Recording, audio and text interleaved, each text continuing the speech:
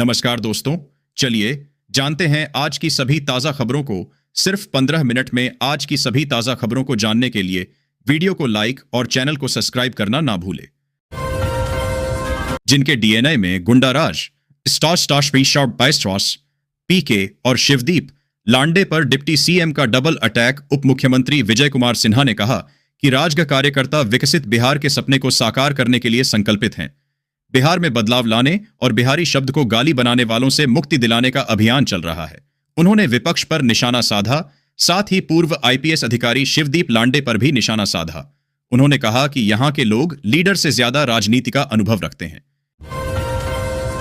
बिहार का पहला craft village बनेगा मधुबनी का। यह फेमस गांव मिलेंगे रोजगार के अवसर। मधुबानी न्यूज। मधुबनी के जितवारपुर को क्राफ्ट विलेज बनाने का सपना जल्द साकार होगा। इसके लिए 10 करोड़ रुपए मंजूर किए गए हैं। इस योजना में शिल्प विकास बाजार, आर्ट गैलरी, लाइब्रेरी और अन्य विकास कार्य शामिल हैं। विधायक समीर कुमार महासेठ ने कहा कि इससे पर्यटन बढ़ेगा, रोजगार मिलेगा और मधुबनी पेंटिंग्स की बिक्री में भी वृद्धि होगी। परिवहन सेवा में रोजगार के अवसर बढ़ेंगे। हाजीपुर पहुंचे केंद्रीय मंत्री चिराग पासवान ने कर दिया बड़ा ऐलान, बढ़ेंगे रोजगार के अवसर। केंद्रीय खाद्य प्रसंस्करण मंत्री चिराग पासवान ने हाजीपुर के कुतुबपुर में डाकघर का उद्घाटन किया। इस दौरान उन्होंने हाजीपुर में राष्ट्रीय खाद्य प्रौद्योगिकी उद्यमिता और प्रबंधन संस्थान निफ्टम की स्थापना करने का भी ऐलान किया। इससे रोजगार के अवसर बढ़ेंगे। चिराग ने कहा कि उन्होंने हाजीपुर की जनता से जो वादे किए हैं उन्हें वे 5 साल से भी कम समय में पूरा करेंगे। शिक्षकों की ट्रांसफर पोस्टिंग को लेकर आ गया बड़ा अपडेट। शिक्षा विभाग ने किया कमेटी का गठन। पटना में स्थानांतरित शिक्षकों के दस्तावेजों की जांच शिक्षा विभाग द्वारा की जाएगी। उप निदेशक डॉ. दीपक कुमार सिंह की अध्यक्षता में 3 सदस्यीय कमेटी का गठन किया गया है। यह कमेटी 5 दिनों में शिक्षकों के कागजातों की समीक्षा कर प्राथमिक शिक्षा निदेशक को रिपोर्ट सौंपेगी। ऐसे में उम्मीद जताई जा रही है कि जल्द ही इन शिक्षकों को स्कूल आवंटित किए जा सकते हैं। बिहार में गजब हो गया। फर्जी नंबर वाली स्कॉर्पियो से घूम रहे थे मनियारी थानाध्यक्ष। लोगों ने घेरा। मुजफ्फरपुर में मनियारी थानाध्यक्ष देवव्रत कुमार फर्जी नंबर प्लेट वाली स्कॉर्पियो चलाते हुए पकड़े गए। इसके बाद समाहरणालय परिसर में लोगों ने उनका घेराव किया। एक ही नंबर की 2 गाड़ियां मिलने से हड़कंप मच गया। पुलिस ने दोनों वाहन जब्त कर जांच शुरू कर दी है। थानाध्यक्ष का कहना है कि उन्हें एजेंसी से गाड़ी मिली थी, नंबर की जानकारी नहीं थी। बिहार में आज भी जारी रहेगा आंधी, बारिश और बिजली का कहर। इन 12 जिलों के लिए अलर्ट जारी। बिहार के मौसम में पिछले कुछ दिनों से लगातार बदलाव देखने को मिल रहा है। भारी बारिश के साथ आंधी, तूफान और बिजली गिरने से कई लोगों की मौत हो गई। वहीं मौसम विभाग ने आज भी प्रदेश के 12 जिलों में आंधी तूफान के साथ बारिश की संभावना जताई है, जिसे लेकर येलो अलर्ट जारी किया गया है। राजधानी पटना में भी हल्की बारिश के आसार हैं। 8 मैच बाकी, लगातार 5 मुकाबले गंवाए। कैसे प्ले-ऑफ में जगह पक्की कर सकती है सीएसके?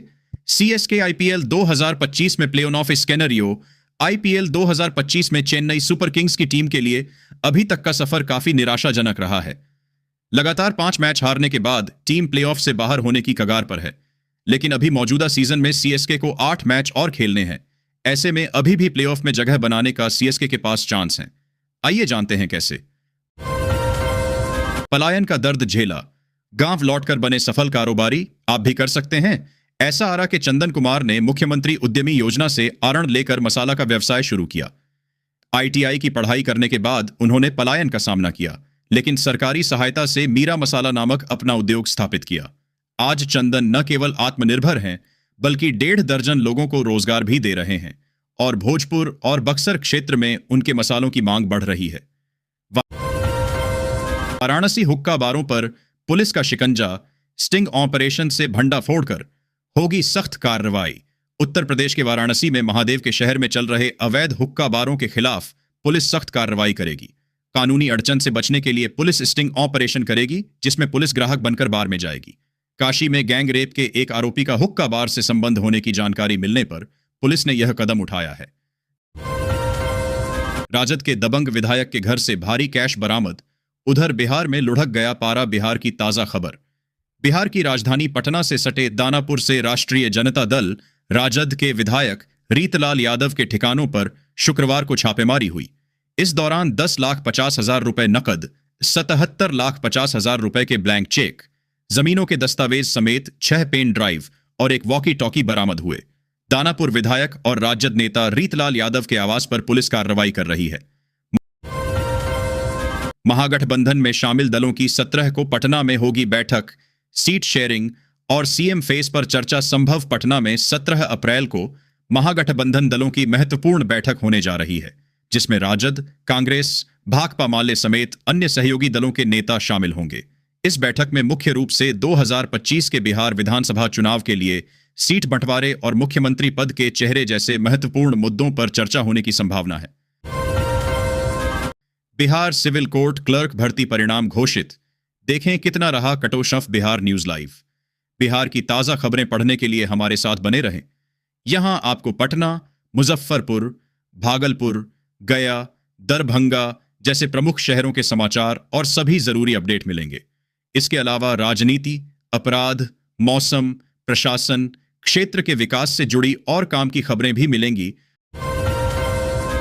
मुख्य निर्वाचन आयुक्त 3 दिवसीय दौरे पर रांची पहुंचे। मुख्य निर्वाचन आयुक्त सीईसी ज्ञानेश कुमार झारखंड के 3 दिवसीय दौरे पर शुक्रवार शाम रांची पहुंचे। एक अधिकारी ने यह जानकारी दी। उन्होंने बताया कि कुमार ने यहां पहुंचने के बाद राज्य के कई शीर्ष अधिकारियों से मुलाकात की। झारखंड के मुख्य निर्वाचन अधिकारी सीईओ के रवि कुमार ने कहा कि सीईसी शनिवार को रामगढ़ में 55 स्वयं सेवकों से बातचीत करेंगे, जिन्होंने लोकसभा और विधानसभा चुनावों में भाग लिया था। जमुई अवैध खनन से बने गड्ढे में डूबने से युवक की मौत। जमुई जिले के खैरा थाना क्षेत्र के मजगई घाट में शुक्रवार को अवैध बालू खनन के कारण नदी में बने गहरे गड्ढे में डूबने से मोहम्मद जफर 19 की मौत हो गई। जफर ने 2 युवकों को डूबते देख उन्हें बचाने के लिए नदी में छलांग लगा दी, लेकिन वह खुद गड्ढे में फंस गया और डूब गया। दोनों युवक बच गए, लेकिन जफर की जान चली गई। घटना के बाद गुस्साए ग्रामीणों ने 2 ट्रकों में आग लगा दी। मौके पर पहुंची पुलिस ने स्थिति को नियंत्रित किया और शव को कब्जे में लेकर पोस्टमार्टम के लिए भेजा। पुलिस ने कई लोगों को हिरासत में लेकर पूछताछ शुरू की है। मृतक के पिता मोबिन अंसारी ने प्रशासन पर लापरवाही का आरोप लगाते हुए कहा कि जफर उनका इकलौता बेटा था। बिहार में न्याय के साथ विकास का नारा। अशोक चौधरी ने गिनाए सीएम नीतीश के काम। बिहार सरकार में मंत्री अशोक चौधरी ने शुक्रवार को एक प्रेस कॉन्फ्रेंस को संबोधित किया। इस दौरान उन्होंने विपक्ष पर तीखे हमले किए और प्रदेश के मुख्यमंत्री नीतीश सरकार की उपलब्धियां गिनाई। अशोक चौधरी ने विपक्ष की पलायन रोको, नौकरी दो यात्रा को लेकर कहा, नया नया चुनाव आया है तो नया नया नारा देने में लगे हैं। जनता देख रही है कि हमने क्या किया है। हमने जनता से 10 लाख नौकरी और 10 लाख रोजगार देने का वादा किया था, जिसे बढ़ाकर हमने 12 लाख किया है। अभी तक 8 से 8.5 लाख लोगों को नौकरी और रोजगार मिल चुका है। चुनाव तक ये आंकड़ा 12 लाख पार कर जाएगा। जो आंकड़े हैं, हम सब कुछ जनता के सामने रखेंगे। नेता प्रतिपक्ष तेजस्वी यादव द्वारा मुख्यमंत्री नीतीश कुमार पर लगाए गए आरोपों पर मंत्री ने कहा कि विपक्ष का काम ही होता है बोलते रहना, लेकिन नीतीश कुमार काम कर रहे हैं। वह बारिश में भीग भीग कर जनता की सेवा में लगे हैं। प्रगति यात्रा इसका प्रमाण है। जनता को अब तय करना है कि बिहार को चरवाहा विद्यालय चाहिए या आईआईटी, एनआईटी जैसी संस्थाएं, सड़क, पुल और विकास चाहिए या लाठी घुमावन और तेल पिलावन रैली। बिहार में प्रगति यात्रा की जरूरत है, भाषणबाजी की नहीं। बिहार चुनाव नीतीश कुमार का राजनीतिक श्राद्ध साबित होगा। प्रशांत किशोर का दावा। जन सुराज पार्टी के संस्थापक प्रशांत किशोर ने शुक्रवार को दावा किया कि बिहार में आगामी विधानसभा चुनाव मुख्यमंत्री नीतीश कुमार का राजनीतिक श्राद्ध साबित होगा। किशोर ने यहां गांधी मैदान में आयोजित बिहार बदलाव रैली में यह टिप्पणी की। उन्होंने यह भी कहा कि राज्य के लोगों को नीतीश कुमार, राष्ट्रीय जनता दल, राजद के अध्यक्ष लालू प्रसाद और प्रधानमंत्री नरेंद्र मोदी ने निराश किया है। हालांकि किशोर लोगों की कम उपस्थिति को लेकर नाखुश दिखे और उन्होंने बमुश्किल 10 मिनट रैली को संबोधित करने का फैसला किया। उन्होंने प्रशासन पर राज्य के अन्य हिस्सों से आने वाले कम से कम 2 लाख लोगों के पटना में प्रवेश करने से रोकने का आरोप लगाया। जमीन के लिए फर्जीवाड़ा। रजिस्ट्री में मंत्री की पत्नी का नाम, सीओ ने भी कर दिया दाखिल खारिज। जमुई में एक पूर्व विधान पार्षद ने मंत्री सुमित कुमार सिंह पर सरकारी जमीन पर कब्जा करने का आरोप लगाया है। आरोप है कि मंत्री ने अपनी पत्नी के नाम 1.25 एकड़ सरकारी जमीन की रजिस्ट्री करा ली और सीओ से मिलीभगत कर दाखिल खारिज भी करवा लिया, जबकि मामला डीएम कोर्ट में लंबित है। पूर्व विधान पार्षद ने कहा कि न्याय नहीं मिलने पर वे उच्च न्यायालय जाएंगे। अप्रैल से जून तक विवाह के कितने हैं शुभ मुहूर्त? यहां जानें। सब कुछ हिंदू पंचांग के अनुसार 14 अप्रैल को खरमास समाप्त होते ही शुभ कार्यों की शुरुआत हो जाएगी। खरमास में विवाह आदि मांगलिक कार्य वर्जित होते हैं। अप्रैल से जून तक विवाह के लिए 38 शुभ लग्न हैं। ज्योतिषाचार्य के अनुसार सूर्य के मेष राशि में प्रवेश करते ही शुभ योग शुरू हो जाएंगे। मई में सबसे अधिक शुभ मुहूर्त है। रेल मंत्री के संभावित कार्यक्रम को लेकर जमालपुर में अलर्ट, तैयारियों में जुटी रेल और जिला पुलिस। आगामी 21 अप्रैल को रेल मंत्री अश्विनी वैष्णव के जमालपुर आगमन की तैयारी जोरों पर है। रेल और जिला प्रशासन कार्यक्रम को सफल बनाने में जुटे हैं। 15 साल बाद रेल मंत्री के जमालपुर कारखाना आने से रेलकर्मी उत्साहित हैं। सुरक्षा व्यवस्था कड़ी कर दी गई है और रूट का जायजा लिया जा रहा है। रेल और जिला पुलिस किसी भी तरह की लापरवाही नहीं बरतना चाहती। बक्सर में 24 घंटे में 45 लोग गिरफ्तार। एसपी के एक्शन से मचा हड़कंप। बड़ी वजह आई सामने। बक्सर न्यूज। बक्सर पुलिस ने अपराध नियंत्रण के लिए कार्रवाई करते हुए 24 घंटों में विभिन्न मामलों में 45 लोगों को गिरफ्तार किया। इनमें हत्या, आईटी एक्ट, शराब तस्करी और नशेड़ी शामिल हैं। पुलिस ने 522 लीटर शराब जब्त की और 59,000 रुपए का यातायात जुर्माना वसूला।